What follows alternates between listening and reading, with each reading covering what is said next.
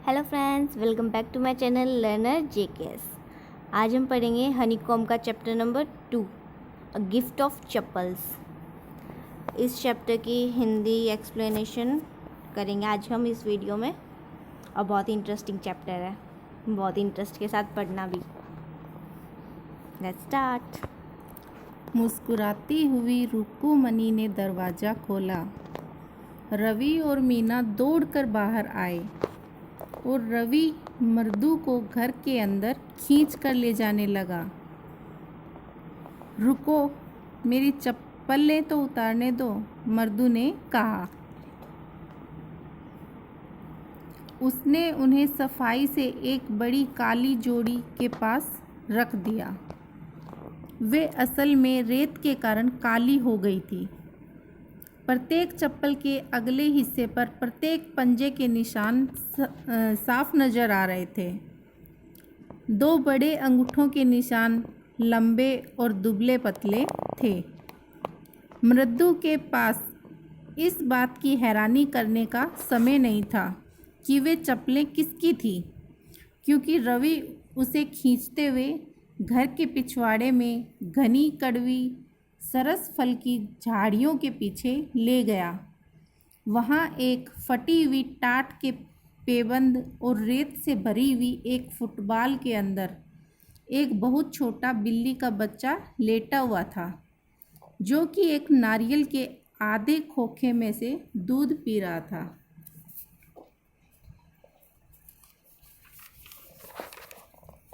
हमें यह सुबह गेट के बाहर मिला।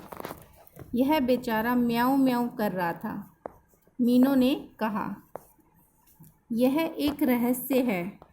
अम्मा कहती है कि पाती को यदि पता चल गया, पाती ग्रैंड मदर को बोलते हैं, दादी माँ को तमिल में। पाती को यदि पता चल गया कि हमारे पास एक बिल्ली है तो वह पद्दू मामा के घर चली जाएगी। लोग हमेशा कहते हैं कि जानवरों के साथ दया दिखाएं, परंतु जब हम करते हैं तो वे चिल्लाते हैं, ओ इतने गंदे जानवर को यहाँ मत लाओ। रवि बोला, क्या तुम जानते हो कि रसोई से थोड़ा सा दूध लाने में कितनी मुश्किल हुई? पाती ने मेरे हाथ से एक गिलास देख लिया था। मैंने उन्हें बताया कि मुझे बहुत भूख लगी है, मैं इसे पीना चाहता हूँ, परंतु जैसे ही वह मुझे देख रही थी, मुझे उसका शक दूर करने के लिए काफ़ी सारा पीना पड़ा। फिर वह बर्तन को वापस रखना चाहती थी। पाती पाती, मैं इसे अपने आप धो दूँगा, मैं आपको तकलीफ़ क्यों दूँ? मैंने उससे कहा।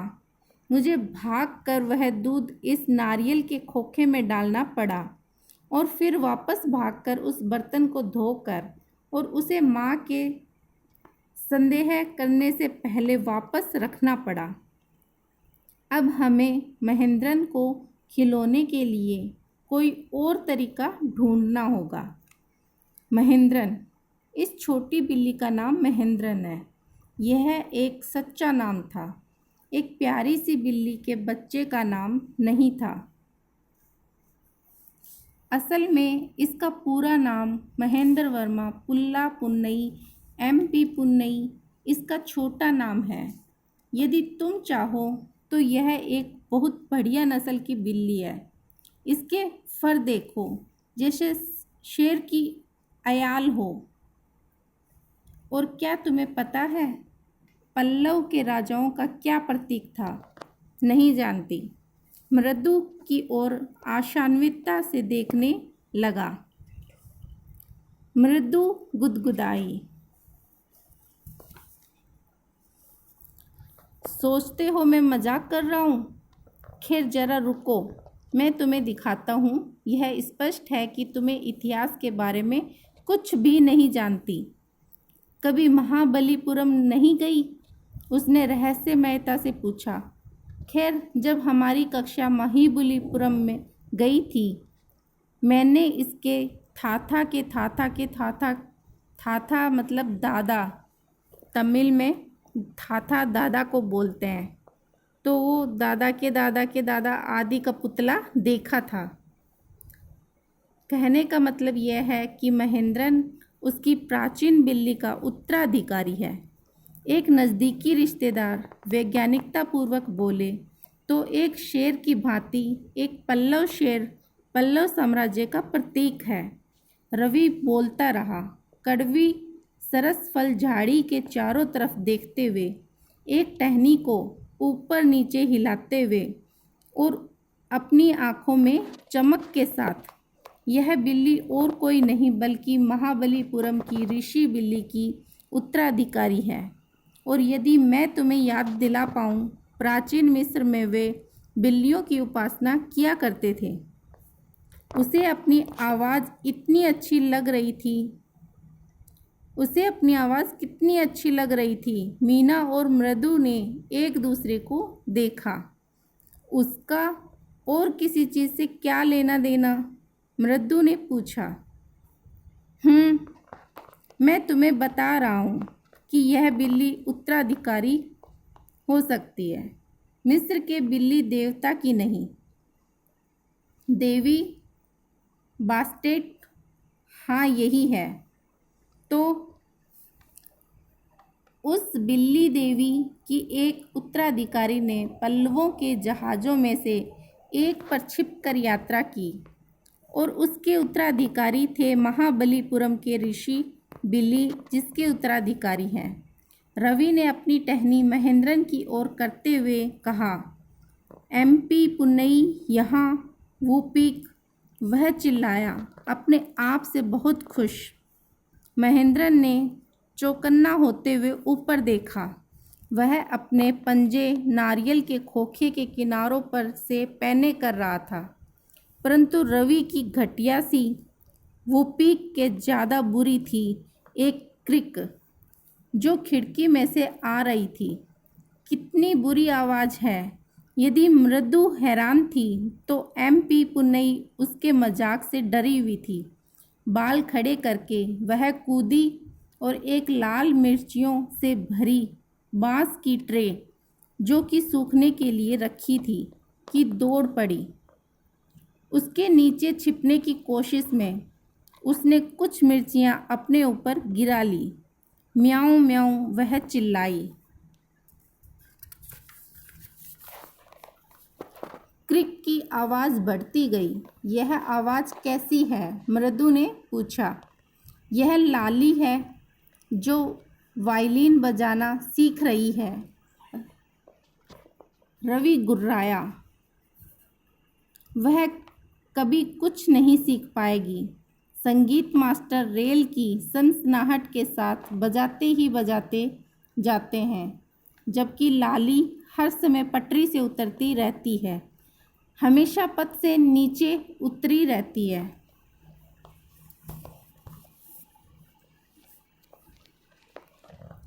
मृदु खिड़की के पास गई। लाली कुछ दूरी पर अपने हाथ में अजीब तरीके से वायलिन और उसकी प्रत्यंचा पकड़े हुए अपनी कोहनियों को बाहर निकाले और ध्यानपूर्वक अपनी नज़रों को जमाए हुए बैठी थी। उसके सामने अपनी सारी पीठ, खिड़की और किए एक दुबला सा संगीत मास्टर बैठा था। उसका अधिकांश सिर गंजा था, जिस पर काले तेल लगे बालों की एक झालर उसके कानों के चारों ओर गिरी हुई थी। उसकी गद्देदार गर्दन में एक सोने की चैन चमक रही थी और उसके हाथ में एक हीरे की अंगूठी चमक रही थी।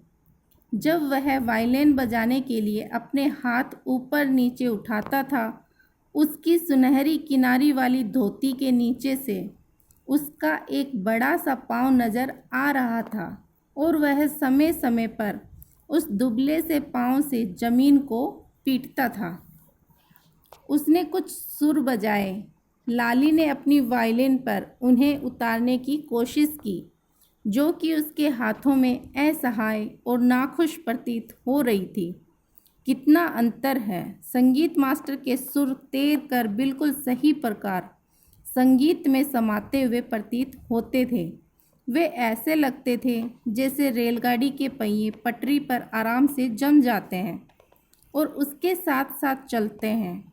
जैसा रवि ने कहा था, मृदु उन बड़े अंगूठे युक्त हाथों को वायलिन पर अपना बिना मेहनत के मधुर संगीत पैदा करते देख रही थी।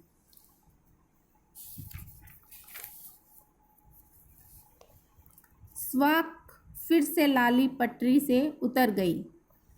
अम्मा, गेट से एक आवाज़ आई, अम्मा ओ। रवि उस भिखारी को भगा दी पिछले बरामदे से। उसकी माँ, जो कि तापी के साथ बातें कर रही थी, चिल्लाई, वह पिछले 1 हफ्ते से हर रोज़ आ रहा है और अब समय है कि वह अपनी भीख के लिए कोई दूसरा घर ढूंढ ले। पाती ने तापी को समझाया। मृदु और मीना रवि के पीछे पीछे बाहर आ गई।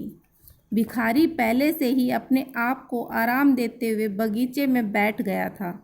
उसने अपना अंगोछा नीम के पेड़ के नीचे बिछा दिया और तने के सहारा लेकर दान मिलने के इंतजार में एक छोटी सी झपकी की तैयारी करने लगा। चले जाओ, रवि ने रूखे स्वभाव से कहा। मेरी पाती कहती है कि अब समय है कि तुम अपने लिए कोई दूसरा घर ढूंढ लो। भिखारी ने अपनी आंखें चौड़ी की और एक एक करके बच्चों को देखने लगा। इस घर की महिलाएं आखिरकार भावनाओं से आवाज़ रुद्ध करते हुए बोला, बहुत दयामयी आत्माएं हैं। मैंने पूरे 1 हफ्ते तक अपना शरीर और आत्मा इनके परोपकार पर रखा। मुझे यकीन नहीं हो रहा कि वे मुझे भगा रही हैं। उसने अपनी आवाज़ ऊंची की, अम्मा अम्मा ओ।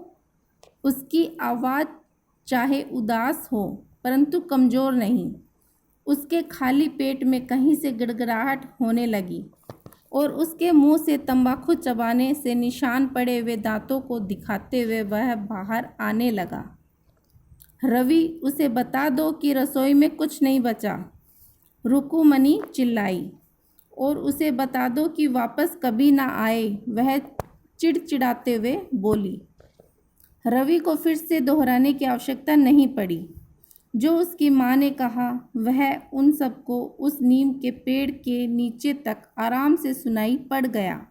भिखारी बैठ गया और देखने लगा। मैं चला जाऊंगा, वह गुस्से से बोला। बस मुझे केवल इस पेड़ के नीचे आराम करने दो। सूर्य तेज है, सड़क पर आग बरस रही है, मेरे पाँव पर पहले से ही छाले पड़े हुए हैं। उसने अपने पैर फैलाते हुए बड़े गुलाबी छिले हुए छाले नंगे पाँव पर दिखाए। मुझे लगता है इसके पास चप्पलें खरीदने के लिए पैसे नहीं हैं। मृदु मीना रवि से धीरे से बोली, क्या तुम्हारे पास घर में कहीं पर एक पुरानी जोड़ी पड़ी है? मुझे नहीं पता, रवि ने कहा। मेरी चप्पलें उसके पैरों में आने के लिए बहुत छोटी है, वरना मैं उसे वे दे देता। और उसके पाँव मृदु और मीना के पाँव से बड़े थे। भिखारी अपना अंगोछा झाड़ते हुए अपनी धोती बांधने लगा। उसने अपनी नज़रें उठाई और घबराहट से सड़क की ओर देखा, जो दोपहर की गर्मी में चमक रही थी। उसे पाँव के लिए कुछ चाहिए, मीना ने कहा। उसकी बड़ी आंखें भर गई। यह ठीक नहीं। रवि बोला, मैं इसके बारे में सोच रहा हूँ। यूँ कह देने से कि यह ठीक नहीं, कुछ नहीं होगा। अगले 2 मिनटों में इसके पाँव सड़कों पर भुन जाएंगे। इसे जो चाहिए वह है एक जोड़ी चप्पल। तो वे हमें कहाँ से मिलेगी? आओ चलो हम घर में ढूंढते हैं। उसने मृदु और मीना को घर में धकेला। जैसे ही उसने मृदु बरामदे में कदम रखा, उसकी नज़रें उन अजीब दिखने वाली चप्पलों पर पड़ी जिन्हें उसने जब वह आई थी तब देखा था। रवि, वह उससे धीरे से बोली, वे किसकी हैं? रवि मुड़ा और भद्दी दिखने वाली परंतु मजबूत पुरानी चप्पलों की ओर देखा। वह झुका और सिर हिलाया। ये बिल्कुल सही माप की हैं। वह उन्हें उठाते हुए बोला। मृदु और मीना घबराते हुए उसके पीछे पीछे बगीचे में वापस आए।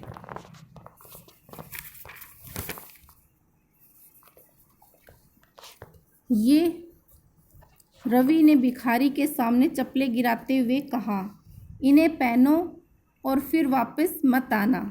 भिखारी ने चप्पलों की तरफ देखा, अपना तौलिया जल्दी से कंधे पर डाला, अपने पैर उनमें फंसाए और बच्चों को आशीर्वाद देते हुए चला गया। 1 मिनट में वह गली के कोने से गायब हो गया। संगीत मास्टर घर से बाहर आया और तीनों बच्चों की ओर, जो कि पेड़ के नीचे बैठे कंचे खेल रहे थे, असराहनीय नज़रों से देखा। फिर उसने अपनी चप्पलों को वहाँ ढूंढा जहाँ उसने उन्हें उतारा था। लाली, उसने कुछ क्षणों बाद पुकारा। वह जल्दी से उसके पास आई। क्या तुमने मेरी चप्पलें देखी है बेटी? मुझे याद है कि मैंने उन्हें यहीं उतारा था। रवि, मृदु और मीना ने चुपचाप लाली को देखा और संगीत मास्टर ने बरामदे के प्रत्येक कोने को देखा। उसने बुद्धिमानी से चारों ओर देखा, रेलिंग के ऊपर देखा, गमलों के बीच में भी देखा। बिल्कुल नहीं थी। वे माउंट रोड जाकर उन्हें खरीद कर लाया था। वह बोलता गया, तुम्हें पता है वे मुझे पूरे महीने की तनख्वाह के बराबर पड़ी थी। जल्द ही लाली माँ को यह बताने चली गई। रुक्कुमणी परेशान प्रतीत हो रही थी। उसके साथ पाती भी आई थी। वे कहाँ हो सकती है? यह सोचना बहुत ही दुख की बात है कि किसी ने उन्हें चुरा लिया। कितने सारे फेरी वाले दरवाजे पर आते हैं, पाती ने चिंता जताई। रुक्कुमणी ने रवि, मृदु और मीना जो पेड़ के नीचे बैठे थे को देखा। बच्चों, क्या तुमने? उसने शुरू किया और फिर वह उनको ज़रूरत से ज़्यादा शांत देखकर और धीरे से बोली, किसी को बरामदे में घूमते देखा? उसकी भौं के बीच में एक वी आकार उभर गया।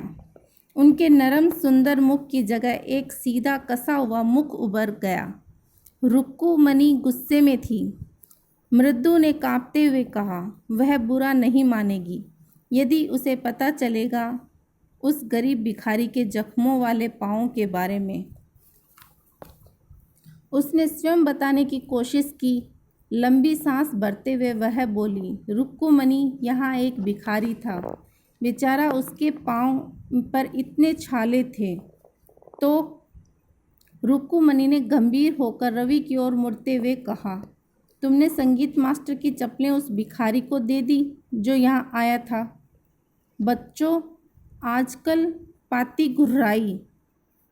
अम्मा, क्या आपने हमें करण के बारे में नहीं बताया था, जिसने अपनी सारी चीज़ें यहाँ तक कि अपने सोने के कुंडल भी दान कर दिए थे? वह इतना दयावान और परोपकारी था। बेवकूफ़, रुक्कू चिल्लाई। करण ने किसी दूसरे की चीज़ें दान नहीं की थी, वह केवल अपनी ही देता था। परंतु मेरी चप्पलें भिखारी को पूरी नहीं आती, रवि जल्दी से बोला। और अम्मा, यदि वे आ जाती तो क्या आप बुरा नहीं मानती? रवि, रुक्कुमणी अब ज़्यादा गुस्से में से बोली, इसी समय अंदर जाओ। वह अंदर गई और गोपू मामा की कभी कभार पहनी हुई नई चप्पलें ले आई। ये आपको आ जाएंगी सर, कृपया इन्हें पहन लीजिए। मुझे माफ़ कर दीजिए, मेरा बेटा बहुत शरारती है। संगीत मास्टर की आंखें चमक उठी। उसने उन्हें पहन लिया, यह जताते हुए मानो वह खुश नहीं हो। खैर, मुझे लगता है यह ठीक है।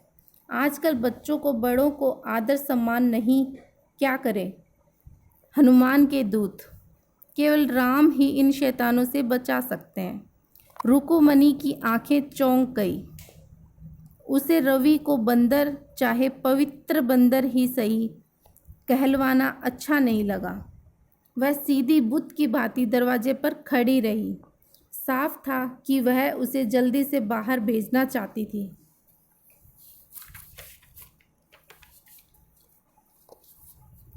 जब उसने अपनी नई चप्पलें पहन ली, वह बोली, मृदु, अंदर आकर कुछ खा लो। सच बताओ, तुम बच्चे ऐसी बातें कैसे सोच लेते हो? शुक्र है कि तुम्हारे गोपू मामा ये चप्पलें काम पर पहनकर नहीं जाते। रसोई की ओर मृदु और मीना के साथ जाते जाते वह अचानक से हंसने लगी। परंतु वह हमेशा जैसे ही घर आते अपने जूते और जुराबें उतार कर चप्पलें पहनने की जल्दी करते हैं।